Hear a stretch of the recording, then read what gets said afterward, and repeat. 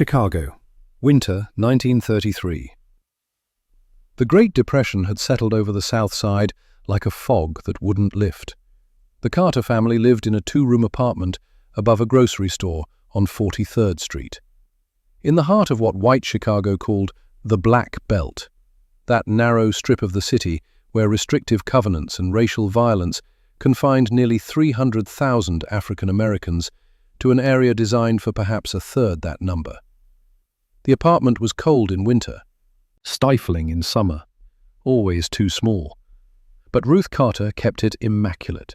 She believed in dignity as a form of resistance, in pressed clothes and polished shoes and perfect grammar as armor against a world that wanted to see her family as less than human. Her husband, Isaiah Carter, worked inconsistent hours at a meatpacking plant when his leg allowed. The leg that had caught German shrapnel in France in 1918. The leg that never healed right. The leg that reminded him every day that he had fought for freedoms America would not grant him. He rarely spoke about the war, about serving with the 369th Infantry Regiment, the Harlem Hellfighters, about the Bronze Star pinned to a uniform he kept wrapped in paper in the back of the closet. But he kept his service rifle. A 1917 Enfield, wrapped in oilcloth, hidden behind winter coats. 12-year-old Maya found it while searching for Christmas presents. She didn't touch it that first time, just looked, fascinated by its weight, its precision, the way it represented a chapter of her father's life he would not discuss. She came back to look at it again and again. The rats came that winter, the worst year of the Depression, when families in the building couldn't afford to dispose of garbage properly, and the creatures multiplied in the walls and alleys. They were bold, those rats, big as cats, some of them, utterly unafraid of humans. They ate through food supplies that families could not afford to replace. They bit children in their sleep. Old Mrs. Patterson on the third floor contracted an infection from a bite and lost her hand. Isaiah Carter was too exhausted, too broken by his wounds and his disappointments to address the problem. So Maya took matters into her own hands. She retrieved the Enfield from the closet, found the box of ammunition hidden behind it, taught herself to shoot. She couldn't fire the weapon, of course. The noise would have brought police, complaints, chaos. A 12-year-old colored girl with a rifle would not end well. So she practiced everything else, loading and unloading by feel alone, in total darkness, breathing, stance, trigger discipline. She read everything she could find about marksmanship at the public library, military manuals, hunting guides, anything with information about ballistics and windage and the geometry of sending a small piece of metal exactly where you wanted it to go. Then she turned to other weapons, quieter ones. A slingshot first, then a pellet gun purchased with 6 months of saved pennies. Money earned running errands for neighbors, pennies hoarded like treasure.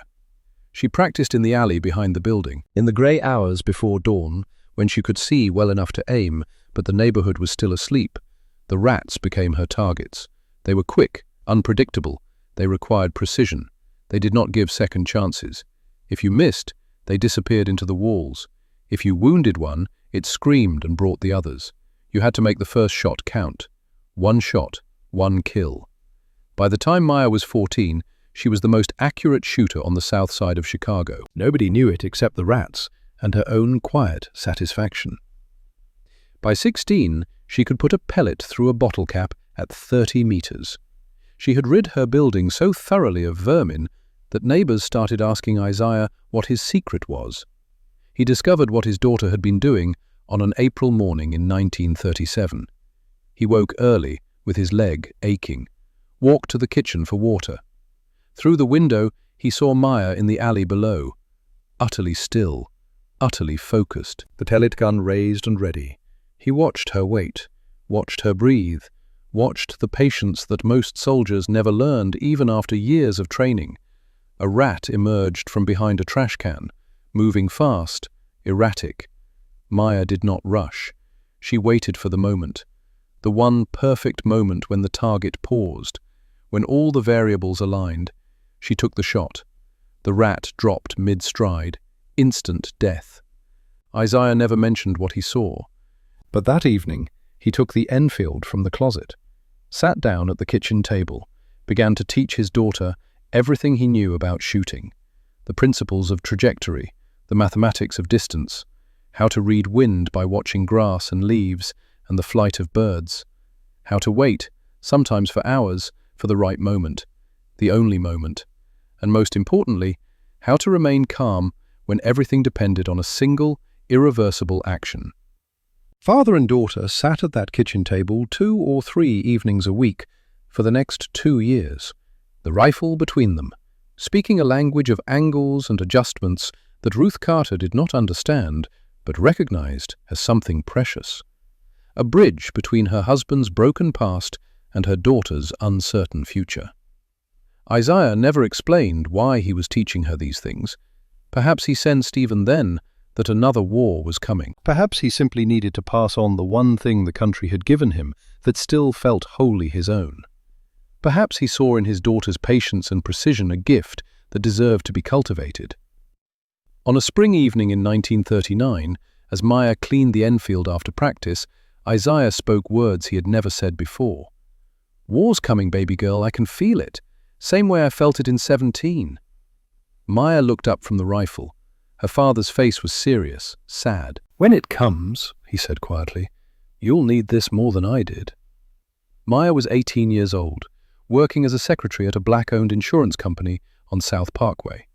She followed the news carefully, tracing German advances on maps she bought at the 5 and dime, imagining the distances, the terrain, the challenges of sending accurate fire across the hedgerows and forests she read about in newspaper accounts. When the United States entered the war in December 1941, she knew immediately that she would find a way to serve. The obstacles were immense. The American military was rigidly segregated, black soldiers confined to support roles and labor battalions, denied the opportunity to serve in combat positions where they might prove themselves equal to white soldiers. The Women's Army Auxiliary Corps, established in May 1942, accepted black women, but only in limited numbers, in segregated units, exclusively in administrative and support positions. The idea of a black woman serving as a combat soldier, let alone a sniper, was so far outside the realm of possibility that it did not even register as something to be formally prohibited. It was simply unthinkable. Maya Carter thought it anyway. She enlisted in the Women's Army Auxiliary Corps in August 1942.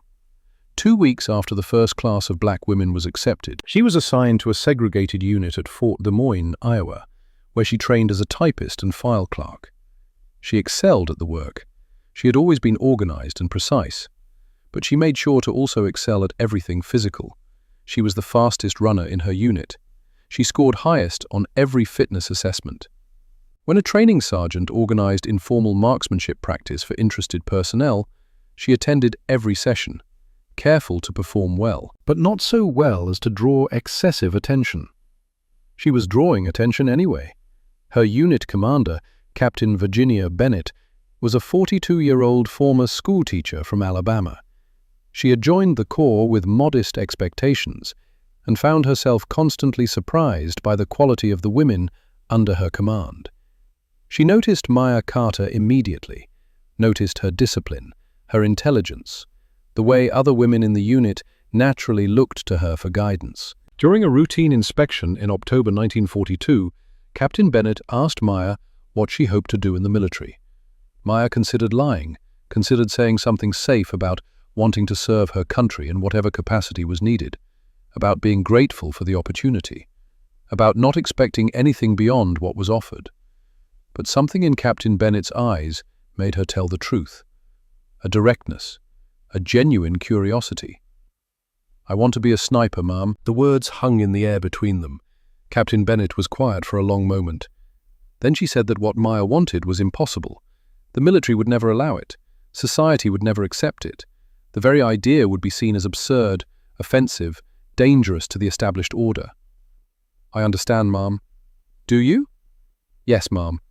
But I can still type faster if you teach me." Captain Bennett laughed, a short, surprised sound. Then she said something else. Something that would change the trajectory of Maya Carter's service. "I have a cousin in the Office of Strategic Services. The intelligence agency. They operate behind enemy lines. They're less rigid than the regular military, more willing to use unconventional personnel for unconventional missions. She paused, met Maya's eyes. I can't promise anything, but I could write a letter. Maya Carter spent the next 14 months typing, filing, and waiting. She continued her private marksmanship practice whenever possible, maintaining her skills with whatever weapons she could access. She studied maps of Europe, learned basic French from a borrowed grammar book, read everything she could find about German military tactics and equipment, and she waited. The letter that changed her life arrived in December 1943, brief, official, revealing almost nothing. She was to report to a training facility in Virginia for assessment regarding specialized duties. No details about what those duties might be or why she had been selected. Just an order to report. The night before she left, her father called her into the kitchen, the same kitchen where he had taught her to calculate windage and bullet drop. He looked older now. The war years had aged him. The limp was worse. They'll use you, Maya. Use what you can do. Then they'll forget you. Bury your record. Pretend you never existed.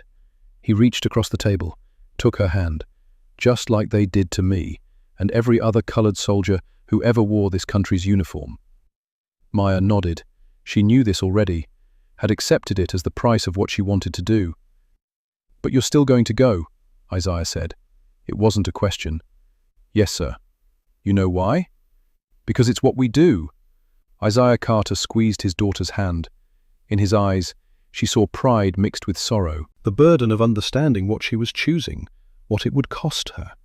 That's right, baby girl. It's what we do. The facility was a converted country estate in the Virginia countryside, surrounded by woods and security fences and an atmosphere of deliberate mystery. Maya arrived to find herself among perhaps 30 other candidates, all women, about a third of them black, all selected through similarly opaque processes. They were told they were being evaluated for potential service with the OSS, in roles that would be explained only to those who passed the assessment. The evaluation would last 3 weeks. It would be difficult. Most of them would not be selected. The first week focused on physical conditioning and basic military skills, the kind of training Maya had already mastered at Fort Des Moines. She performed well, but not exceptionally, still wary of standing out too much. The second week introduced more specialized content, map reading, surveillance techniques, basic intelligence gathering, the fundamentals of operating behind enemy lines. Maya excelled at all of it, her natural precision and patience serving her well in exercises that required observation and analysis. The third week brought weapons training, and Maya finally allowed herself to show what she could do. The instructor was a Marine Corps gunnery sergeant named Harold Cross, a veteran of the Pacific Campaign, missing the ring finger on his left hand, a permanent squint from too many years staring through rifle scopes.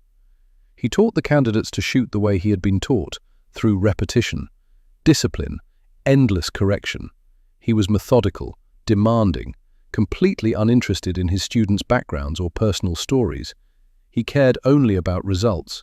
On the first day of rifle training, he had each candidate fire 5 rounds at a target 50 meters away. Most of the women managed to hit the target. A few hit the center rings. Maya Carter put all 5 rounds through the same hole. Sergeant Cross walked down to the target, examined it, walked back. Do it again. She did. Same result. He had her shoot at 75 meters, then 100, then 150. Her groups opened slightly at distance as they had to, but her accuracy remained exceptional. When he finally asked where she had learned to shoot, she told him the truth. My father taught me, Sergeant. He served in the First War, and before that, I hunted rats in Chicago. Cross was quiet for a moment. Then he asked if she had ever shot at a living target larger than a rat. No, Sergeant. You think you could? Yes, Sergeant. Why? Maya met his eyes, thought about the question, about what he was really asking. Because it would be necessary, Sergeant. And when something is necessary, you do it, whether you want to or not. Sergeant Cross told her to report to his office after dinner. When she arrived, she found him with 2 other people. A woman in civilian clothes, who introduced herself only as Mrs. Davis, and a man in an army colonel's uniform who did not introduce himself at all. They asked her questions for 2 hours, about her family, her education, her motivations, about her political beliefs, her experiences with racism, her feelings about the military that had confined her to a typing pool, about her willingness to work alone, to endure hardship, to take lives in service of her mission. She answered honestly. She talked about her father and the pride he took in his service, despite everything the country had done to him. She talked about wanting to prove that black women were capable of more than the roles they were assigned. She talked about seeing the war as an opportunity, perhaps the only opportunity she would ever have to demonstrate her abilities on a stage where they could not be ignored or dismissed. The colonel leaned forward. "If you are captured, you will be treated as a spy, most likely executed. You understand this?" "Yes, sir." Mrs. Davies spoke next, her voice softer but no less serious. "Even if you succeed, the military may bury your record, may never acknowledge what we allowed. You might serve with distinction and die without recognition. Can you accept that?" Maya thought about her father, about the bronze star wrapped in paper, about the limp that reminded him every day of what he had given to a country that would not claim him. "I understand, Ma'am, but 47 American soldiers died 3 days ago because nobody could make the shot they needed. I can make that shot. That matters more than whether anyone knows my name." They told her to return to her barracks and wait. 3 days later, she was informed that she had been selected for advanced training as an OSS operative, specializing in precision marksmanship. She was, though no one said it explicitly, the first black woman in American history to be trained as a combat sniper. The next 6 months were the most challenging and exhilarating of Maya Carter's life. She trained at a series of facilities across the eastern United States, never staying in one place for more than a few weeks, learning skills that ranged from the technical to the seemingly impossible. Long-range shooting with the Springfield 1903 that would become her primary weapon. Silent movement through forests, fields, urban environments, hand-to-hand combat, demolitions, radio operation, survival techniques, resistance to interrogation, parachute jumping, the French language, in which she became reasonably fluent, and above all, the art of patience, of waiting for hours or days in uncomfortable positions, in bad weather, under constant threat, for a single opportunity that might last only a fraction of a second. Her primary instructor during this period was a British commando named Major Edward Stone. He had spent 2 years operating behind German lines in France, had personally trained more than a dozen snipers now deployed throughout the European theatre. He was a small, quiet man with a scholar's vocabulary and a killer's eyes, and he pushed Maya harder than she had ever been pushed in her life. The first time she missed a target during training, a silhouette at 400 meters in a crosswind, he made her run 5 miles. Then set up and take the shot again. When she missed again, he made her run 5 more miles. By the end of the day, she had run nearly 30 miles and taken the shot 11 times. She finally made it on the 12th attempt, her muscles screaming, her vision blurred with exhaustion, operating on nothing but will and the refusal to fail. That, Major Stone told her, was the point. The shot you take when you're exhausted, uncomfortable, and afraid. That's the shot that matters. Anyone can hit a target on a calm day with a full night's sleep. Snipers hit targets when everything is working against them. He also taught her the psychological dimensions of her work, the weight of taking a life deliberately, from a distance, with time to think about what she was doing. Some snipers are destroyed by this weight, he told her one evening as they cleaned weapons. They see faces in their dreams. They cannot reconcile the intimacy of looking at a person through a scope with the finality of what they do next. He paused, met her eyes. Others feel nothing, and that is perhaps worse, a kind of death inside that makes them something less than human. What's the answer, sir? There is no answer, Carter. Only a choice. Feel the weight. Understand what you're doing. Know that it's necessary. That it serves a purpose larger than yourself. That the alternative, allowing those you target to continue their work, is worse than the act of stopping them. He handed her the cleaned rifle. This is not easy. It should not be easy, but it is possible.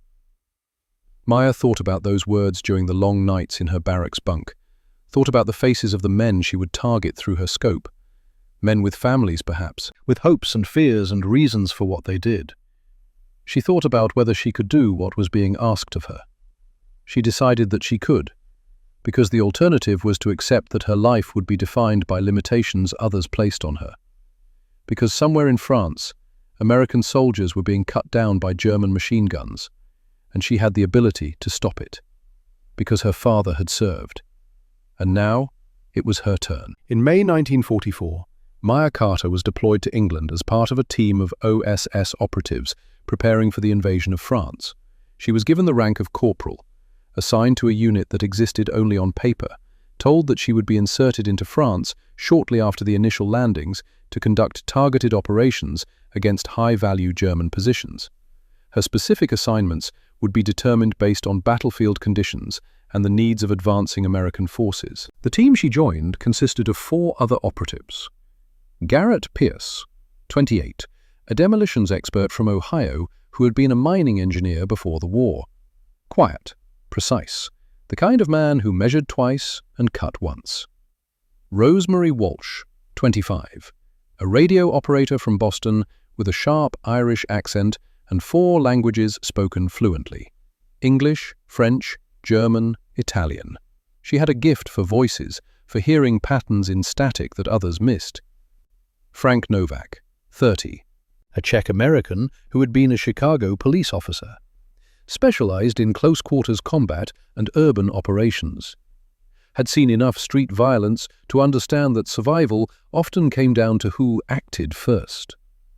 Silas Whitmore, 27, a reconnaissance specialist from Virginia who had an almost supernatural ability to move through any terrain without being detected. Men who worked with him swore he could disappear in an empty room.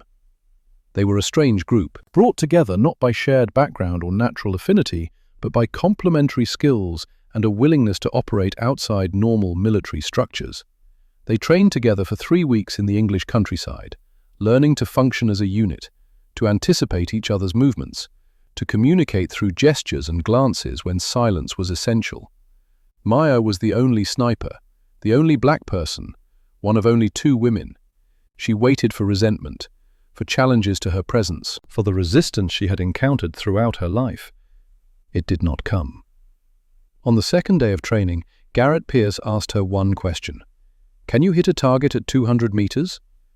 Maya took the rifle he offered, fired 10 rounds, 10 holes in the center ring. Garrett nodded once. "Good. We need someone who can actually shoot straight." That was the extent of the evaluation. These were people who had been selected precisely because they could see past conventional categories, who judged others solely by capability. Rosemary Walsh had faced her own discrimination as an Irish Catholic woman in a Protestant-dominated intelligence agency. She recognized a kindred spirit in Maya. Frank Novak had worked with black officers in the Chicago police who had impressed him more than most of his white colleagues. Silas Whitmore was simply indifferent to everything except competence and mission success. They did not become friends, exactly. The work was too intense, the stakes too high, the future too uncertain for the normal processes of friendship. But they became something perhaps more valuable, a team that trusted each other completely, that would risk their lives for each other without hesitation, that functioned as a single organism with 5 bodies and 1 purpose. Maya Carter was inserted into France on June 10, 1944, 4 days after the initial landings. She parachuted into a field outside Carentan with Garrett Pierce. The other 3 members of her team landed several kilometers away. The plan was to link up within 24 hours, but German patrols were heavier than expected. It took them 3 days to finally reunite at a farmhouse run by a French family who supported the resistance. The family was named Fournier, a father, mother, and 3 children ranging in age from 8 to 16. They had been sheltering escaped prisoners and downed pilots for more than 2 years, at constant risk of discovery and execution. When Maya entered their kitchen and removed her helmet, revealing her face for the first time, the youngest child, a girl named Sylvie, stared at her with undisguised wonder. She had never seen a black person before. She asked her mother in rapid French that Maya could mostly follow if the American lady was made of chocolate. Madame Fournier hushed her daughter, apologized to Maya. Maya laughed. The first time she had laughed in days. She knelt down to Sylvie's level, spoke in careful, accented French. "I am not made of chocolate, but I wish I were. Then I would never be hungry." Sylvie considered this seriously. Then she offered Maya a piece of bread from her own small ration. It was one of the most generous gifts Maya would receive during the entire war. The team spent 2 weeks operating from the Fournier farmhouse and other safe locations, conducting reconnaissance, small-scale sabotage, gathering intelligence as American forces slowly pushed inland from the beaches. Maya did not fire her rifle during this period.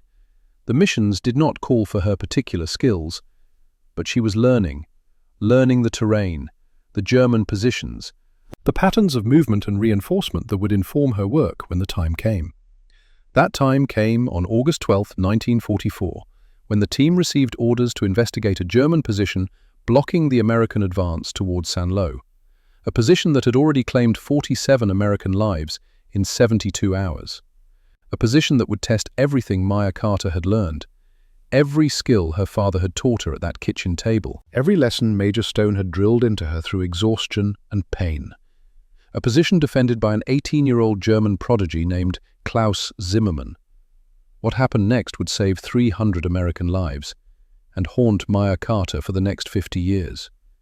August 12, 1944. 3 days before the shot that would change everything. Silas Whitmore returned from his reconnaissance mission at dawn. He'd been gone for 18 hours, lying motionless in a drainage ditch 400 meters from the German position, watching, counting, mapping fields of fire in his mind. When he entered the safe house, his face told them everything before he spoke. "It's not what they think it is." The team gathered around the table. Rosemary Walsh poured lukewarm coffee from a dented pot. Garrett Pierce unrolled a hand-drawn map. Frank Novak lit a cigarette and waited. Maya Carter sat perfectly still, the way she always did before a mission, conserving energy, watching, listening. Silas pointed to the farmhouse sketched on the map. The briefing said 1 reinforced machine gun nest. That's wrong. It's a coordinated defensive system. 3 positions, all interconnected by communication trenches, overlapping fields of fire covering every approach. He traced lines with his finger. Primary position here, 2nd floor of the main farmhouse. MG-42 machine gun, excellent sight lines. Stone walls nearly a meter thick. The shooter... Silas paused. The shooter is exceptional. How exceptional? Garrett asked. 47 confirmed American casualties in 72 hours. 4 failed attempts to take the position. 2 infantry assaults. 1 artillery barrage that missed entirely.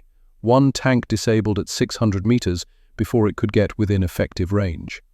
Silas looked at each of them in turn. The Germans have been rotating crews, but the primary gunner stays constant. His name, according to intercepted radio traffic, is Klaus Zimmermann. Age 18, graduate of German sniper school, already credited with eliminating 2 Allied snipers who tried to take him. Frank Novak exhaled smoke slowly. 18 years old, and he's killed 47 men in 3 days? 47 that we know about, Silas said. The boy's a prodigy, and he has help. The secondary positions feed him intelligence, spotters, communications. He doesn't just shoot well, he thinks 3 moves ahead, anticipates where our forces will advance, and positions accordingly. Maya spoke for the first time. "Show me the blind spots." Silas looked at her. Something flickered in his eyes. Respect, maybe, or concern. "There aren't many. The Germans built this position to be impregnable to conventional assault. But," he pointed to the northeast corner of the map, "here, there's a gap, about 30 meters wide. One of the outbuildings partially blocks the view from the main farmhouse. The secondary positions can't see it unless they know to look there specifically." "Range from that gap to the primary position?" Maya asked. 300 meters, give or take. "Angle?" "Difficult. You'd be shooting slightly upward. through a window opening, maybe 1 meter tall and 2 meters wide. And you'd only see a portion of the window. The rest is blocked by the outbuilding. Garrett Pierce leaned forward, studying the map. We could use demolitions. Approach at night. Plant charges at the base of the farmhouse. The communication trenches, Silas said. They'd see you coming. We'd lose the element of surprise. Diversionary assault? Frank suggested. Draw their attention while a smaller team infiltrates from another direction. The overlapping fields of fire make that problematic. There's no angle of approach that isn't covered by at least one of the positions. Maya traced the gap Silas had identified, calculated distances in her head, wind factors, bullet drop at 300 meters, the angle of elevation. I can make the shot, she said quietly. The room went silent.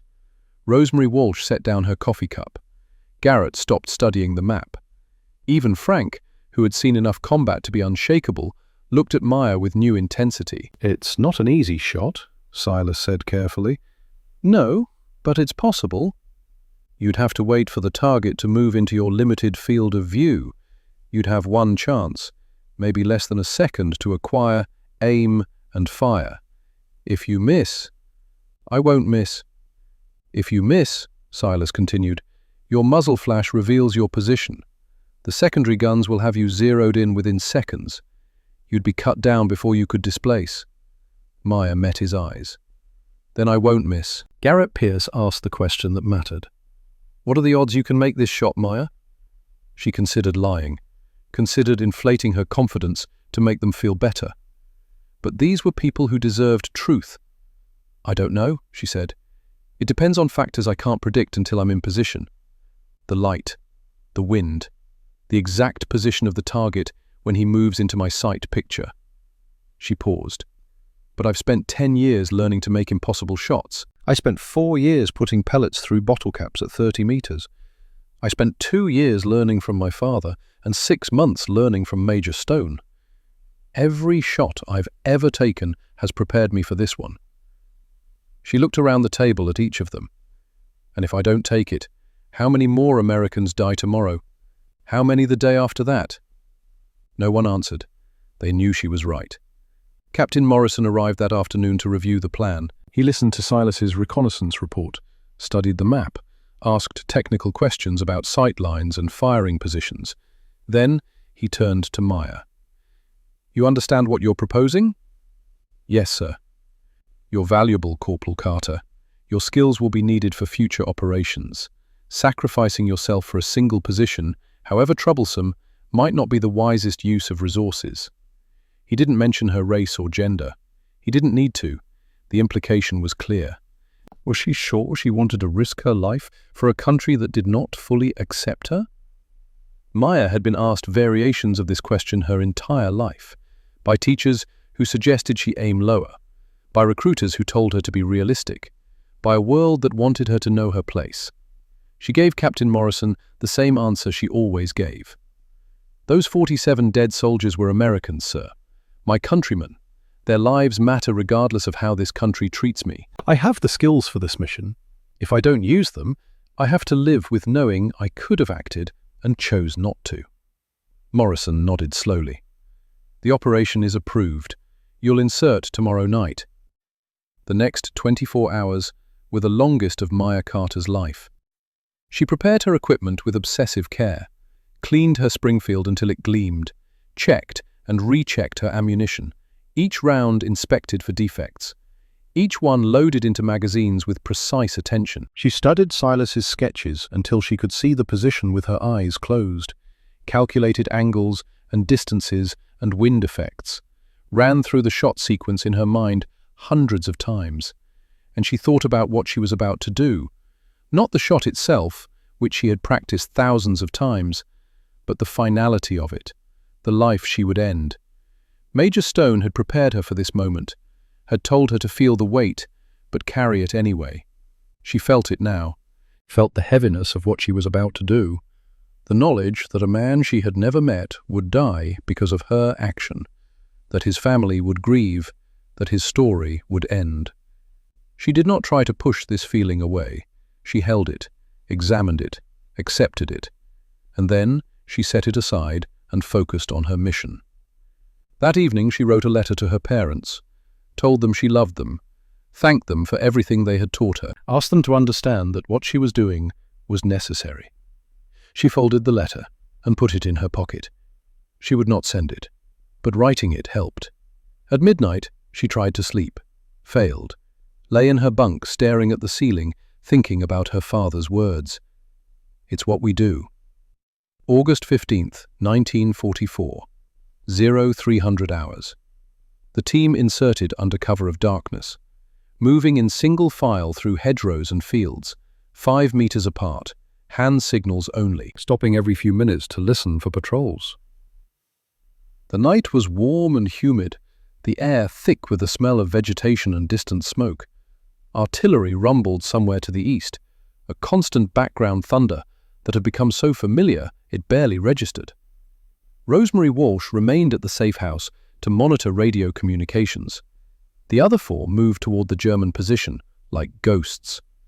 They reached the approach point at 0430, perhaps 90 minutes until dawn. Silas Whitmore led Maya to the edge of the corridor she had identified, the gap in the German defenses that would give her the shot. From here, she would proceed alone. The others would take up positions to provide covering fire if she was detected, and to support her withdrawal after the shot. Garrett Pierce squeezed her shoulder once, a gesture of solidarity and good luck. Good hunting, Maya. Then they were gone, melting into the darkness. Maya began her approach. The corridor was approximately 150 meters long, running along the base of a gentle slope covered with tall grass and scattered brush. She moved slowly, staying low, pausing every few meters to scan for threats. The grass was wet with dew. It soaked through her uniform within minutes, the moisture cold against her skin. A slight breeze came from the southwest, perhaps 5 to 7 kilometers per hour. She would need to account for that in her aim. She reached the depression behind the stone wall at 0515, approximately 45 minutes until sunrise. She settled into position, arranged her equipment with methodical precision. The Springfield placed carefully on the stone, her body positioned for maximum stability and minimum exposure. She began her observation. Through the scope, she could see the second-floor window of the farmhouse, a dark rectangle, approximately 2 meters wide and 1 meter tall. The machine gun was positioned in the right side of the window, its barrel just visible in the pre-dawn darkness. But the gunner was not at his weapon. She would have to wait. Waiting was what she had trained for. Waiting was what she did better than almost anything else. 4 counts in, 6 counts out. The rhythm her father had taught her at that kitchen table in Chicago, the patience he drilled into her through 10,000 practice sessions with rats that gave no second chances. She monitored the wind, watching the grass move, feeling it against her face, calculating the drift it would cause at 300 meters. The sun rose at 0602. The light changed from grey to gold, illuminating the farmhouse and the fields around it. Maya could now see the interior of the second-floor room more clearly. The machine gun, the sandbags stacked around it, the dark space behind it where the gunner would sit. Still no movement. She continued to wait. Time stretched. Minutes felt like hours. Her muscles began to ache from holding the same position. She ignored the discomfort, focused on the window, on the breathing, on the absolute stillness that would make the shot possible. At 0647, she saw him, a figure moving in the shadows at the back of the room, stepping forward toward the machine gun. She could not see him clearly yet, just a shape, a suggestion of movement. She placed her finger on the trigger, took up the slack, prepared to fire the moment he stepped into the light. He did, and Maya Carter froze. The gunner was young, that was her first thought. He could not have been more than 18 or 19. Thin face, dark hair that fell across his forehead. He looked tired. He looked scared. He looked like a boy who had been placed behind a terrible machine and told to do terrible things, who had done them because he did not know what else to do. Klaus Zimmermann. Through the scope, she could see details that made him human. A small scar on his left cheek, the way he rubbed his eyes as if trying to wake himself up, the slight tremor in his hands as he checked the machine gun's belt feed. For a fraction of a second, Maya hesitated. She saw not a target, but a person. Someone's son, someone's brother, someone with a life and a future that she was about to end. She felt the weight that Major Stone had warned her about, and for that moment, it was too heavy to bear. Then she thought about the 47 American soldiers who had died because of this boy's aim. She thought about their families, their futures, their lives that had ended in that corridor of no return. She thought about the soldiers who would die today if she did not act, who were probably already moving into position for another assault, trusting that the obstacle would be removed. She thought about her father, about the kitchen table lessons, about the weight he had carried for 25 years, the burden of serving a country that would not claim him, the cost of doing what was necessary even when it broke something inside you. And she understood that this was what it meant to serve. Not glory, not recognition, not the clean satisfaction of simple choices. This, the terrible necessity of doing what had to be done, feeling the full weight of it, and carrying on anyway. She exhaled slowly. She steadied her aim. In the space between one heartbeat and the next, she fired. The Springfield made a single, sharp crack that echoed across the fields. Through the scope, Maya saw Klaus Zimmermann jerk backward and fall. She did not see him hit the ground. She was already moving, breaking down her position, preparing to withdraw. She had rehearsed this a dozen times in her mind. The exact sequence of actions, the precise route she would take, the timing that would get her out of the corridor before the German response. But there was no response. The secondary positions, which should have opened fire the moment they heard the shot, remained silent. The farmhouse, which should have erupted with activity as the defenders scrambled to locate the threat, was still. For a long moment, nothing happened at all. Then, Garrett Pierce's voice came over her earpiece, calm, but with an undercurrent of confusion. "Target down. No movement from secondary positions." "Maya, I think they're confused. They don't know what happened." Maya realized what had occurred. Her shot had been so precise, so unexpected, that the other defenders did not understand what they were seeing. Their commander, their exceptional gunner, had simply fallen. There had been no assault, no artillery, no obvious threat, just a man collapsing at his weapon, with no apparent cause. They did not know they were under attack. They did not know where to shoot. This confusion lasted perhaps 30 seconds, but 30 seconds was enough. Silas Whitmore's voice came through next. "Secondary gunners withdrawing to the farmhouse. They're abandoning the outbuildings." This was the opportunity. With the secondary positions unmanned, American forces could advance through corridors that had been covered before. If they moved quickly, they could overrun the farmhouse before the defenders reorganized. Garrett was already on the radio to Captain Morrison, reporting the situation, requesting immediate support. Within minutes, the message was relayed up the chain of command. A company of infantry that had been waiting for the order began moving toward the position. The assault on the farmhouse took less than 20 minutes. The defenders, disorganized and demoralized by the loss of their leader, offered only scattered resistance. By 0730, the position was in American hands. The road to Saint-Colomb was open. Maya Carter did not participate in the assault. Her mission was complete. Her orders were to withdraw to the team's rally point and await extraction. She moved through the corridor she had traversed earlier, her mind strangely empty, her body operating on the automatic discipline of her training. She did not think about what she had done. She did not think about anything at all. She reached a rally point at 0800 and found her team waiting for her. Garrett Pierce embraced her, a quick, fierce hug that surprised them both. Frank Novak nodded once, his version of high praise. Silas Whitmore simply said, "Clean shot."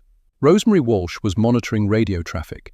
She reported that American forces had secured the farmhouse with minimal casualties. The position that had claimed 47 American lives in 3 days had been neutralized with no additional losses. The company commander was calling it a miracle. It was not a miracle. It was a single bullet placed precisely at exactly the right moment by a woman who had spent her entire life preparing for that moment. But Maya did not say this. She did not say anything. She sat down against a tree, closed her eyes, allowed herself to feel for the first time the magnitude of what she had done. The weight was there. Just as Major Stone had promised, she had taken a life. She had looked through her scope at a young man's face and decided that he would die. She would carry that weight for the rest of her life, would see that face in quiet moments, would wonder about who he had been and what he might have become. This was the cost of what she had done, and she would pay it. But she had also saved lives. The soldiers who would have died in the next assault, and the next, and the next. They would go home to their families because of what she had done. The 47 who had already fallen were beyond her help. But she had stopped the count there, had prevented the number from growing. This was not redemption. It did not balance the scales or erase the weight, but it was something. It was the reason she had pulled the trigger. The team was extracted that evening and returned to their base in England for debriefing. Captain Morrison commended Maya's performance, recommended her for decoration, a recommendation that would, as Mrs. Davies had warned, disappear into the bureaucracy without result. The official record of the action at Saint-Colomb would credit the assault to the infantry company that had taken the farmhouse. Maya Carter's name would appear nowhere. She was not surprised. She had known from the beginning that her service might never be acknowledged, that she was operating outside the boundaries of what the military was willing to admit.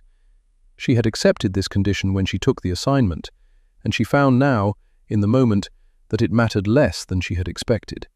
She knew what she had done. Her team knew. That would have to be enough. But the story did not end there. Because while the official military bureaucracy was content to bury Maya Carter's contribution, the soldiers who had been there wanted to know what had happened. How had the position fallen so quickly?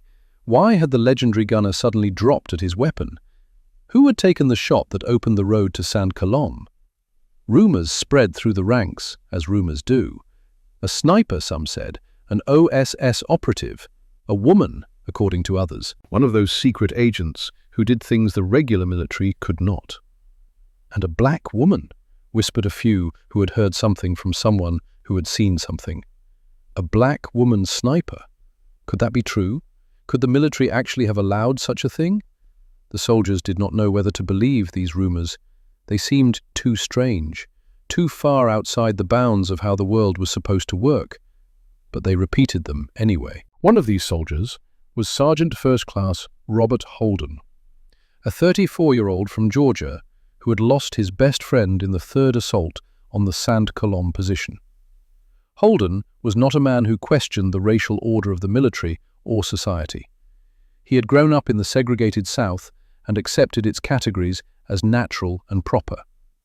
But he had also learned, over 18 months of combat, that courage and competence did not follow the color lines he had been taught to expect. So when he heard the rumor about a black woman sniper, he did not dismiss it out of hand. In September 1944, when his company was rotated back to England for rest and refit, he started asking questions. It took him 2 weeks to find someone who would talk.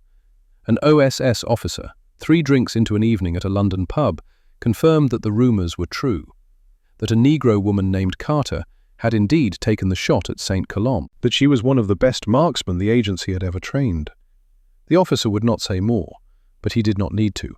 Holden wrote a letter to his hometown newspaper, describing what he had learned, writing that a colored woman had saved his life and the lives of dozens of other American soldiers, that she deserved recognition for her service regardless of her race or sex. The letter was not published, but Holden had sent copies to other papers as well, papers in New York, Chicago, Washington. The Chicago Defender, the most influential black newspaper in the country, did not ignore him. On October 28, 1944, they published Holden's letter under the headline, "Georgia Sergeant credits Negro woman sniper with saving his life." The story was picked up by other black papers across the country. Within a week, Maya Carter was famous, at least within the black community. Her name was spoken in churches and barbershops, in living rooms and factory break rooms. The military was not pleased. OSS operations were classified. The revelation of Carter's identity violated security protocols. More importantly, her sudden fame threatened to force the military to acknowledge her service. Maya was pulled from active operations, assigned to administrative duties at the OSS facility in London. She was not disciplined. Her performance had been too exemplary for that. But she was effectively benched, removed from the work she had trained to do. She accepted this with the same composure she had brought to every other obstacle in her career. Colonel William Donovan, the founder and director of the OSS, pushed back against the pressure to sideline Carter. He argued that she was too valuable to waste on administrative work.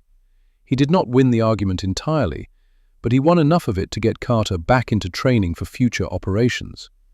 She returned to active duty in December 1944. Just as the German counteroffensive in the Ardennes was beginning, the OSS needed every capable operative it had. Maya Carter was inserted into Belgium on December 23, 1944. Her mission? Identify and neutralize German command and control positions coordinating the offensive. The conditions were brutal: deep snow, bitter cold that turned fingers numb in seconds, limited supplies, German forces advancing faster than anyone had anticipated. She spent the next 3 weeks operating alone in the forests of the Ardennes, moving from position to position, taking shots when opportunities presented themselves, gathering intelligence when they did not. She would later say that those weeks were the hardest of her service, not because of the physical conditions, though they were severe, not because of the danger, though it was constant, but because of the isolation. Long days and nights with no one to talk to, no one to confirm that she was still human, still connected to the world she was fighting to protect. She talked to herself sometimes, just to hear a voice, recited poetry she had memorized as a child, composed letters to her parents that she would never send. She made 7 confirmed kills during the Ardennes campaign, 7 German officers and senior NCOs whose removal disrupted enemy operations and saved American lives. She was never detected, never engaged. She moved through the forests like a ghost, appearing, striking, vanishing before anyone knew she was there. When she was finally extracted in mid-January 1945, she had lost 18 pounds, had frostbite on 3 toes that would trouble her for the rest of her life. Captain Morrison told her that her performance had been extraordinary, that she had contributed more to the American defensive effort than many entire units. He told her that she would receive a Bronze Star for her service, a decoration that would be awarded secretly, recorded in a classified file, never publicly acknowledged. Maya thanked him. Then she asked when she could return to the field. She was deployed twice more before the war in Europe ended, once into Germany itself in March 1945, once into Austria in late April. These operations were shorter, less intense. By then, the German military was collapsing. There were fewer high-value targets to engage, but Maya performed her duties with the same precision and dedication she had shown from the beginning. By the time Germany surrendered on May 8, 1945, she had 18 confirmed kills. 18 enemies who would not threaten American soldiers again because of her skill and courage. The war in Europe was over, but for Maya Carter, the struggle was just beginning. Maya Carter returned to the United States in June 1945. She had expected to be discharged immediately, sent back to civilian life with a handshake and a train ticket. Instead, the OSS wanted her to remain, for debriefing, for evaluation, to participate in training programs for the next generation of operatives. The war with Japan was still ongoing. There was talk of deploying snipers to the Pacific Theater. Maya agreed to stay. She was not sure what she would do in civilian life anyway. Her skills were not easily transferable to peacetime employment, and she was not ready to return to typing and filing. The OSS, for all its limitations, was the only place she had ever felt fully capable, fully utilized. She would stay as long as they wanted her. She was at the OSS facility in Virginia on August 6th when news came that an atomic bomb had been dropped on Hiroshima. 3 days later, a second bomb fell on Nagasaki. On August 15th, Japan announced its surrender. The war was finally, fully over. Maya heard the news with other personnel gathered around a radio in the common room. There was cheering, embracing, tears of relief and joy. She participated in these celebrations, grateful that the war was over, grateful that the dying would stop. But she also felt something else, a hollowness, an uncertainty, a sense that the purpose that had organized her life for the past 3 years had suddenly vanished. What would she do now? Who would she be? The OSS was dissolved in October 1945, its functions transferred to other agencies. Maya Carter was given an honorable discharge, a final handshake from Captain Morrison, and a train ticket back to Chicago. Her service record was classified, her decorations noted only in files that would not be opened for decades. As far as the official military history was concerned, she had spent the war typing and filing at Fort Des Moines. She returned to her parents' apartment on the south side, to the same 2 rooms where she had grown up, where she had first learned to shoot. Her father was there, older now, frailer, the limp more pronounced than before. Her mother embraced her and wept, and thanked God for bringing her daughter home safely. They did not ask about what she had done during the war. They had learned from Isaiah's experience that some things could not be spoken about, that some weights had to be carried alone. Maya tried to find work. She was 24 years old, high school education, 3 years of classified military experience she could not mention. She applied for secretarial positions, was told she was overqualified. She applied for factory jobs, was told the positions had been filled by returning soldiers. She applied at the same insurance company where she had worked before the war, was told they had no openings. The country that had used her skills to win the war had no place for her now that it was over. She found work eventually, a position as a file clerk at a black-owned law firm. It paid less than she had earned before the war. She took it because she needed money, because she had no other options. She spent her days organizing documents and typing briefs, using perhaps 1% of her capabilities, trying not to think about what she had been and what she had done. The years passed. Maya moved into her own apartment, a small place on 47th Street that she kept as immaculate as her mother had kept their family home. She dated occasionally, never seriously. She found it difficult to connect with men who did not know her real history, and she could not tell them. She made friends with other women at the law firm, women who knew her as quiet, competent, private. She told them she had served in the Women's Army Corps during the war, in administrative support. They had no reason to doubt her. Her father passed in 1952, his heart finally giving out after years of strain from his old wounds. Maya was with him at the end, holding his hand, telling him that she was proud of him, that his service had mattered even if the country had not recognized it. He looked at her with eyes that knew everything she had not told him. "I'm proud of you too, baby girl." Then he was gone. Her mother passed 5 years later, and Maya was alone. She continued her work at the law firm, rising eventually to office manager, a position of modest responsibility and equally modest compensation.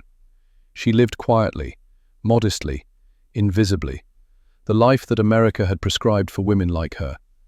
But something was changing in the country. The civil rights movement was growing, challenging the segregation and discrimination that had confined Black Americans for generations. In 1954, the Supreme Court declared school segregation unconstitutional. In 1955, Rosa Parks refused to give up her seat on a Montgomery bus. In 1963, Martin Luther King Jr. stood on the steps of the Lincoln Memorial and spoke of his dream. Maya watched these events with growing hope and growing frustration. Hope because change seemed finally possible, because the structures that had limited her life were beginning to crack. Frustration because she had fought for this country, had risked her life and taken lives in its service, and still she was invisible. Still her contribution was unacknowledged. Still the military that had used her pretended she did not exist. She began to write in 1963, not for publication, not at first, just for herself, to record what she had done and what she had seen. She wrote about her training, her missions, her team. She wrote about the farmhouse at St. Colombe and Klaus Zimmermann's face in her scope. She wrote about the weight she carried, the cost of carrying it. She wrote about what it meant to serve a country that would not claim her service. She wrote for 5 years, filling notebook after notebook with her small, precise handwriting. When she finished, she had more than 500 pages, a complete account of her time with the OSS, from recruitment to discharge. She did not know what to do with it. The story seemed too improbable to be believed, and she had no documentation to support it. Who would take seriously a black woman file clerk who claimed to have been a sniper in the Second World War? The answer came in 1968. A young historian named Dr. Patricia Reynolds contacted her. Reynolds was writing a book about African American women who had served in the military during the war. She had come across the old Chicago Defender article about Maya Carter. She wanted to know if the story was true. She wanted to interview Maya for her book. Maya hesitated. She had spent more than 20 years in silence, keeping her history buried, protecting herself from disbelief and dismissal. The idea of speaking openly, of subjecting herself to scrutiny and potential ridicule, was frightening. But she also knew that she could not carry this weight alone forever. She needed to share it. She needed the truth to be known. She agreed to the interview. Then she gave Dr. Reynolds her notebooks. Patricia Reynolds was stunned by what she read. Here was not merely an account of military service, but a detailed chronicle of OSS operations in France and Belgium, written by a participant with direct knowledge of missions that remained classified. Here was evidence of a black woman serving in a combat role decades before such service was officially permitted. Here was a story that challenged virtually everything the military had said about race and gender and capability. But Reynolds was also a careful scholar. She knew that extraordinary claims required extraordinary evidence. She could not simply take Maya's notebooks at face value. She needed corroboration. She began to research. It took her 2 years, but she found it. In the newly opened archives of the OSS, she discovered personnel records confirming Maya Carter's service as an operative, her training as a marksman, her deployment to France and Belgium. She found after-action reports from the Saint-Colomb operation that mentioned, though did not name, a sniper who had neutralized the German position. She found Captain Morrison's recommendation for the Bronze Star, the one that had been awarded secretly and buried. And she found Garrett Pierce. Pierce had survived the war and returned to Ohio, where he worked as an engineer and raised 3 children. He had never forgotten Maya Carter or the missions they had conducted together. When Reynolds contacted him in 1970, he agreed immediately to be interviewed. He described the Saint-Colomb operation in detail, confirming every element of Maya's account. He described her as the finest marksman he had ever seen, one of the bravest soldiers he had served with. He said she deserved to be honored for what she had done, that it was a disgrace she had been forgotten. Reynolds interviewed the other surviving members of the team as well. Rosemary Walsh, who had become a translator at the State Department, Frank Novak, who had returned to the Chicago Police and risen to captain. They all told the same story. They all remembered Maya Carter. Reynolds published her book in 1972, Invisible Warriors, African American Women in the Second World War. An entire chapter was devoted to Maya Carter, describing her life, her training, her service, and her long years of anonymity. The book included photographs, excerpts from Maya's notebooks, statements from her former teammates. It was the first public documentation of what Maya had done. The book received modest attention when it was published, positive reviews in academic journals and the black press, limited coverage elsewhere, but it planted a seed. People now knew that Maya Carter existed, that her story was real, that the rumors from 1944 had been true. Over the years that followed, her story spread, cited in other histories, mentioned in documentaries, taught in classrooms. She became, gradually, a symbol of the hidden contributions that Black Americans had made to the war effort. Maya experienced this growing recognition with mixed feelings. She was grateful that the truth was finally known, that she would not die with her service unacknowledged. But she was also uncomfortable with the attention, with being treated as a symbol rather than a person. She had not done what she did for recognition or to make a political statement. She had done it because she had the ability and the opportunity, because American soldiers were dying. She did not want to be turned into something she was not. She also worried that her story was being simplified, flattened into a feel-good narrative of triumph over adversity. Yes, she had overcome obstacles. Yes, she had proved the doubters wrong. But she had also taken 18 lives. She had looked through her scope at 18 human beings and ended their existence. This was not triumph. This was tragedy. Necessary tragedy. Justified tragedy. But tragedy nonetheless. She wanted people to understand this. She wanted them to feel the weight. In 1977, Maya agreed to speak at a conference on women in the military, her first public appearance since the publication of Reynolds' book. She was 56 years old, retired now from the law firm, living on a small pension and social security. She walked to the podium with the help of a cane. Her frost-bitten toes had never fully healed. She looked out at an audience of perhaps 200 people, most of them women, many of them black, all of them waiting to hear her story. She spoke for an hour. She described her childhood on the South Side, her father's teachings, her determination to serve. She described her training, her deployment, her missions. She described the farmhouse at Saint-Colomb, the approach through the corridor, the wait for the gunner to appear, the moment of hesitation when she saw his face. And then she described the shot, the exhale, the trigger pull, the single sharp crack of the rifle, the young man falling backward and out of her sight, the weight that descended on her and had never lifted. "I do not regret what I did," she said quietly. "The mission was necessary. The lives I saved were worth the life I took. But I want you to understand that there was no glory in it, no satisfaction, no triumph." She paused, let the silence hold. There was only the terrible necessity of doing what had to be done, and carrying the cost. She told them that she hoped they would never have to make the choices she had made, but if they did, if they ever found themselves in a position where they had the capability and the opportunity to save lives through their own skill and courage, she hoped they would not hesitate. She hoped they would do what was necessary, feel the weight, and carry on. She received a standing ovation. Afterward, dozens of women approached her, thanking her, embracing her, telling her that her story had inspired them. A young black woman in Army ROTC said that she was joining the military because of Maya Carter, that she wanted to prove that women like them could serve at the highest levels. Maya took the young woman's hand. "Serve with honor," she said. "Value your own humanity and the humanity of those you face, and never forget the weight of what you might be called upon to do." Recognition came slowly, but it came. Over the next 7 years, Maya's story continued to spread through military history circles. Documentaries interviewed her surviving teammates. Academic researchers cross-referenced her account with newly declassified OSS files. The evidence became undeniable. What had begun as rumor in 1944, been suppressed by military bureaucracy, and rediscovered by one historian in 1972, was now entering the official record.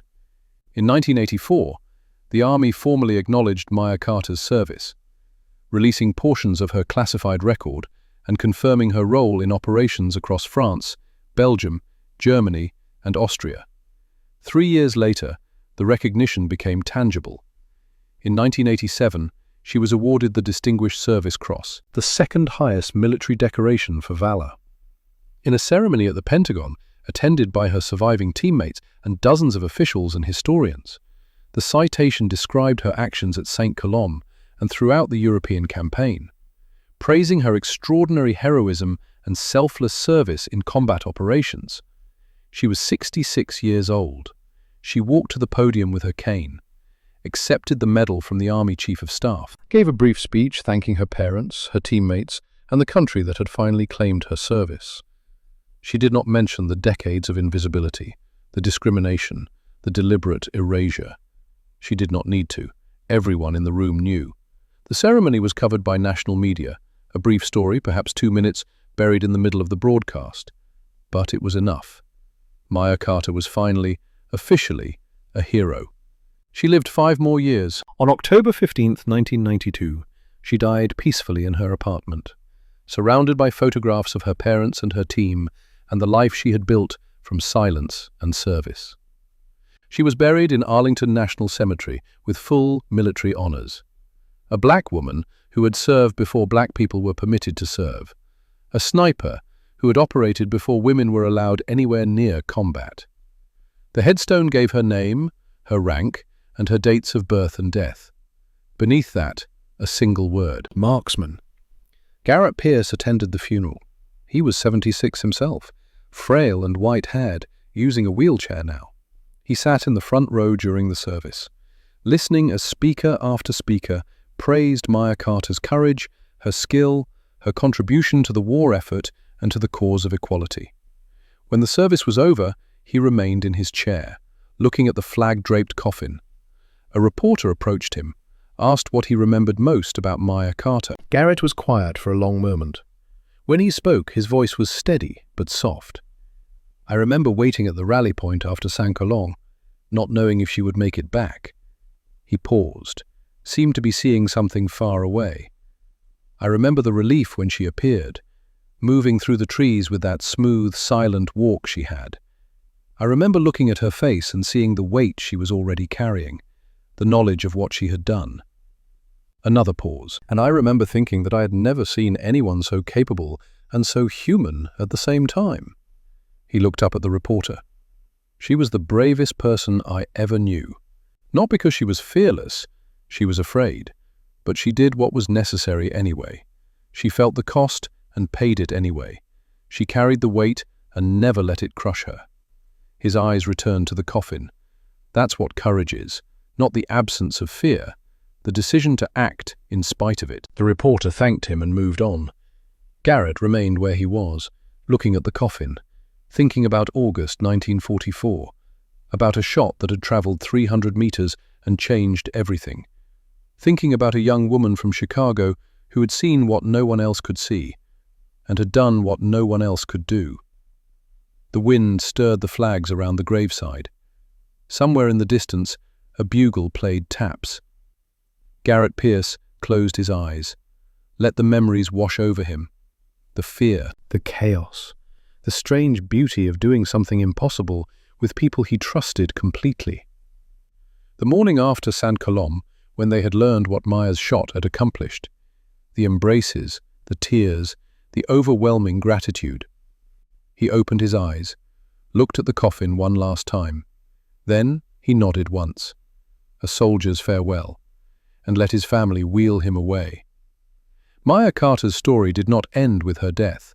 In the years that followed, her example continued to inspire historians who documented her service, soldiers who followed in her footsteps, young people who learned that barriers were meant to be broken. In 1994, the first women graduated from Army Sniper School, an achievement that would have been impossible without Maya, and others like her, who had proved what women could do. In 2015, the military opened all combat positions to women, finally acknowledging what Maya had demonstrated 70 years earlier. Today, her name is taught in military academies and history classes. Her Distinguished Service Cross is displayed at the National Museum of African American History and Culture in Washington, D.C., alongside her Springfield rifle and the notebooks in which she recorded her service. Visitors stand before these artifacts and read about what she did, the training, the missions, the shot at Saint-Colomb that opened the road and saved the lives. But the artifacts can only tell part of the story. They cannot convey the isolation of waiting alone in a sniper's hide, the intimacy of looking at a target through a scope, the weight of the choice to fire. They cannot convey what it meant to be a black woman in a white man's military, to be dismissed and ignored and erased, to carry on anyway because the work was too important to abandon. They cannot convey the decades of silence, the anonymity, the slow and grudging recognition that came only at the end of a long life. For that, we need the story itself. In the summer of 2018, a group of ROTC cadets visited the National Museum of African American History and Culture. They stood before the display case containing Maya Carter's Distinguished Service Cross. Their instructor, a young captain who had written her thesis on women in military history, told them about the farmhouse at Saint-Colomb, the fortified position, the corridor of no return, the single shot that opened the road. She told them about the weight, about what it meant to take a life deliberately, from a distance, with time to think about what you were doing. She told them that Maya Carter had felt that weight and carried it for 50 years, that she had done so because the alternative, to stand aside when she had the ability to act, was not something she could live with. The cadets listened in silence. Some of them would go on to serve in combat. Some of them would face choices similar to the one Maya had faced behind that stone wall. They did not know this yet, could not know what lay ahead, but they knew now that it was possible, that someone had done it before them, had felt what they might feel, had chosen what they might choose. That was the gift Maya Carter had given them. Not a formula, not a guarantee, just the knowledge that the path existed, that it could be walked, that the weight could be borne. The instructor finished her presentation, gave the cadets time to reflect. One young woman, a sophomore from Detroit, lingered at the display case after the others had moved on. She studied the medal, the rifle, the faded notebooks behind the glass. She thought about Maya Carter at her age, practicing in alleys, dreaming of something more. She made a silent promise to herself that day, to serve with honor, to push past every barrier, to carry whatever weight was asked of her, to never forget. Outside the museum, the sun was setting over Washington, D.C., painting the sky in shades of gold and rose. The cadets gathered on the steps, talking quietly about what they had seen. In a few years, they would scatter across the world, to bases and deployments and missions they could not yet imagine. They would face challenges and make choices and pay costs, but they would not face them alone. They would carry with them the example of those who had gone before, the pioneers, the barrier breakers, the quiet heroes who had proved what was possible. They would carry Maya Carter with them, and in carrying her memory, they would honor not just what she had done, but what she had taught them about courage and sacrifice and the terrible, necessary weight of doing what must be done. Even when the world will not witness it, even when history tries to erase it, even when the only reward is the knowledge that you did what was right. That, Maya Carter would have said, is enough. That has to be enough. Because sometimes the most important battles are the ones that go unrecorded, and the greatest heroes are the ones whose names we almost never learn.